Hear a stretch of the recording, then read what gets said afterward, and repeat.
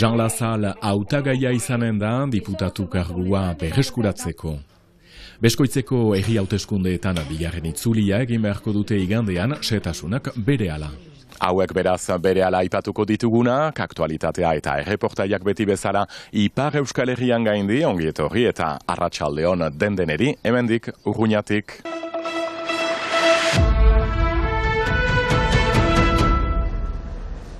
Atzo arratsaldeko 6etan itxi zen hauteskunde legegietarako zerrendak aurkezteko epea, eta sekula baino hautagai gehiago izango dira 3 barruti euskaldunetan.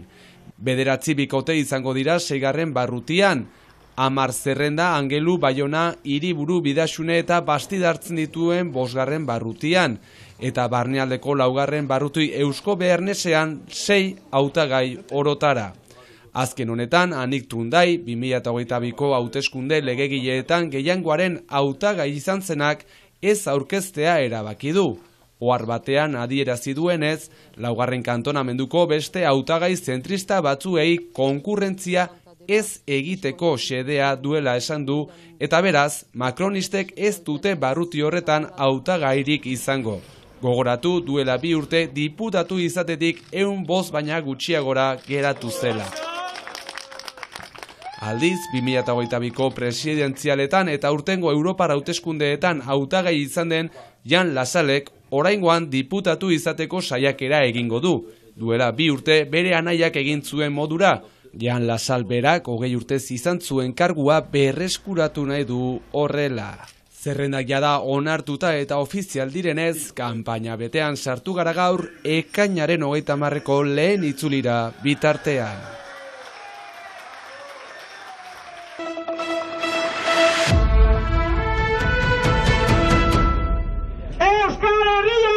Antifascista! Euskal Herria!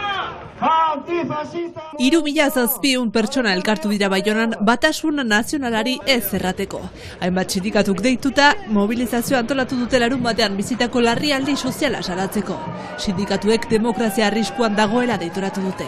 Mugimendu sozial gisa, intersindikalean erraiten dugu olako gizarte bat, eskuin muturrak eta Macronek proposatzen duten edo inposatu nahi duten gizartea ez dugula nahi, eta guk beste modu bat nahi dugula. Eta guk labetik zer nahi dugun, nahi dugu Euskal Herria antifascista eraiki, nahi ditugu gure eskubideak berreskuratu, gure erabakitzeko eskubidea berreskuratu, gure tresnak Euskal Herritik erabakitzeko eta egiteko.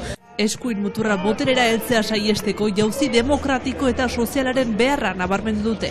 Antolatzaileen iritziz, sindikalismoa beti izan da eta izango da eskuin muturraren kontrako armarik onena. Erraiten duguna gaur, langileei, enpresetan, kolektibitateetan, bildu, antolatu eta elkarrekin eskuin muturra eta parareroan eta elkarrekin kapitalismoa ere borrokatu. Gazteak, sindikatuko kideak, denok bat egin dute eskuin muturraren kontra mobilizatzea garrantzitsua dela esatea.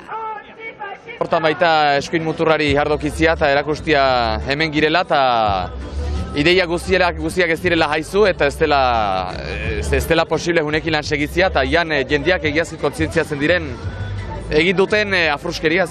Eskuin muturra boterean izaitea biziki lan jerosa izaiten da azkenean derentzat, zapalduak diren derentzat, bai etorkinentzat, bai LGBTQIA+ komunitatearentzat, bai pobreentzat, denentzat azkenean. Eta en fait, ongi ulertu behar da, eskuin muturra boterera iristen balitz, en fait, denen bizia aldatuko dela.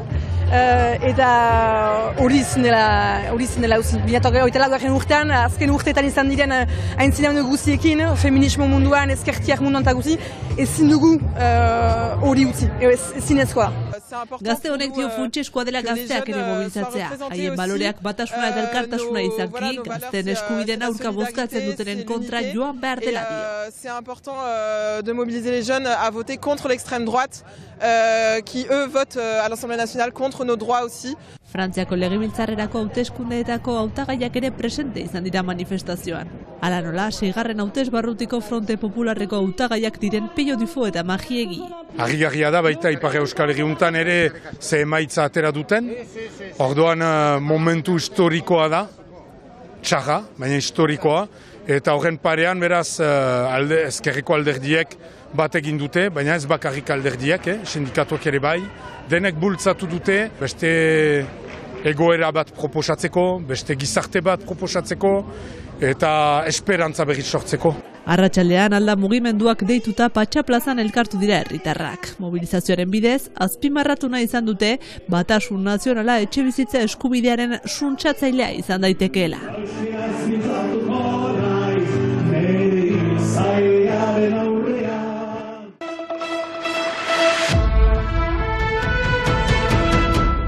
La liste de M. Pascal Jocou, 575 voix. Beskoitzen herriko hauteskundeak ekainaren 23an bigarren itzulia egin beharko dute, lehen itzulian lehian ziren 3 zerrenden artean neork ez baitu gehiengorik erdietsi. Lehen itzulian bozkatuena Pascal Jokuren zerrenda 137 pasa. Bere taldekideek ere argi dute, 10-tik 7 aldaketa nahi dute Beskoitzen, eta bigarren itzuliari begira. Konten gira, guai badugu haste bat, dugu lan hainitz egin, oino. Jendeak behar ditugu haste untan konbentzitu, eta lan hori inen dugu talde guziaikin. 36 bozen aldearekin, bigarren tokian 135, orain arteko gehiengoaren inguruan den taldea, uste dute garaipena lortzen aldutela oraindik. Sinesi behar dugu, ez badu sinesten ez du balio segitzea. Badia jende atzu etorrienak guetzat bozkatzerat, behar du hori errespetatu, eta bururaino joan gira, ageriko da segertatuko den. Beskoitzak dute hautatuko, eta dio hautu hori, izan den gue alde edo gue kontra, hautu hori errespetatuko dugu. Hirugarren tokian Atzberri, kasik 128, bateginen ote dute Jokurekin gaurko gehiengoari nagusitzeko. Ikusiko dugu, egiaran zairresa izanen, zeren zagi badakizuen, baina entxiatu ginen, lehen itzulia baino lehen haiekin biltzen. Egia da, jende gehienek hori nahi zutela, edo anitzek hemen hori nahi zutela, baina baziren alde batetik inkoherentziak. Ez dutela aldaketa trabatuko, bozak beti pilpilian Beskoitzen, hoi baino prokurazio gehiago egin den herrian.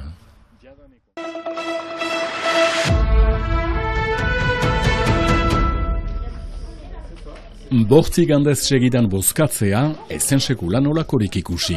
Egiten dugu gure herritar beharra, gauza normala dela iduritzen zait. Bost haste buruz anitz da, Zer misterioak.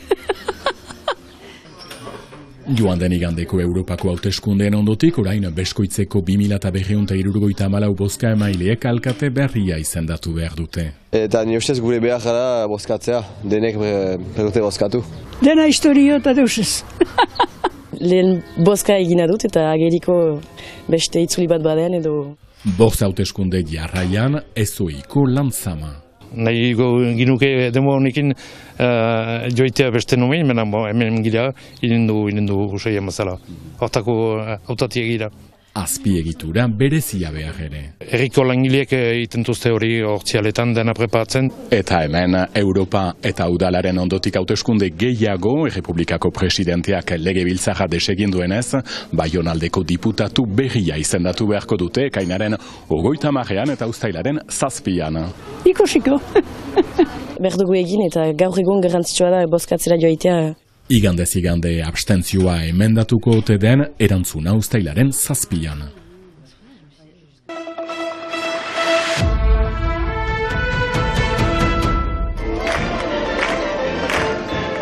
Bastidan Inez Adegasen pastoralaren arrakasta, asteburuan 2 emanaldi eskaini dituzte Bastidako plazan berean.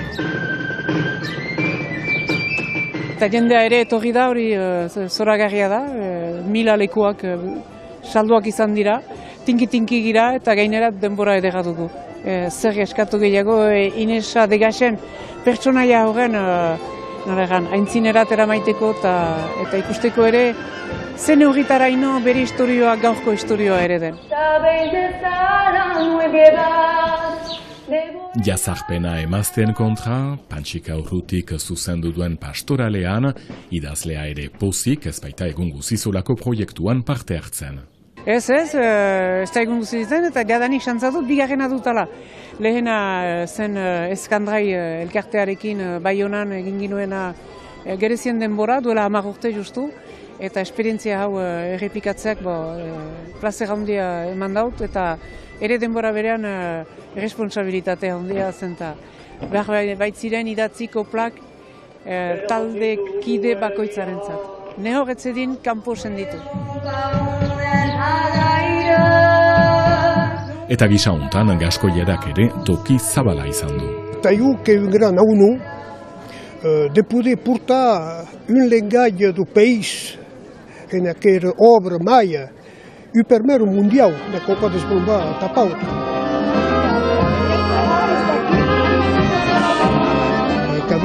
Aquela fierté gascone, aquela noblesse basque qui s'exprime naquele spectacle. Voilà, quedamos todos fort contentes e fort fiers.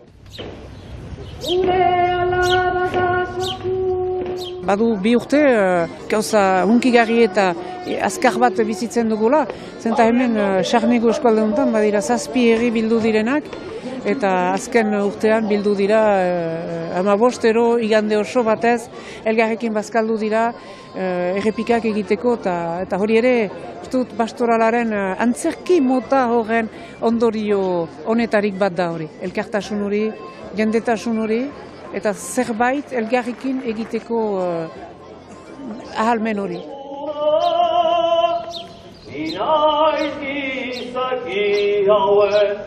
Harreman bat irundugu, oihal bat bezala gure artean, eta hori atxikiko dut bereziki, eta gainerat ni ondoko herriko idazle bat naiz, horrek ere ze ekartzen du zerbait. Asteburuko 2 emanaldien ondotik pausa eta ondotik hitzorduak Bardozen irailaren 21 eta 22. Agur, adixatz!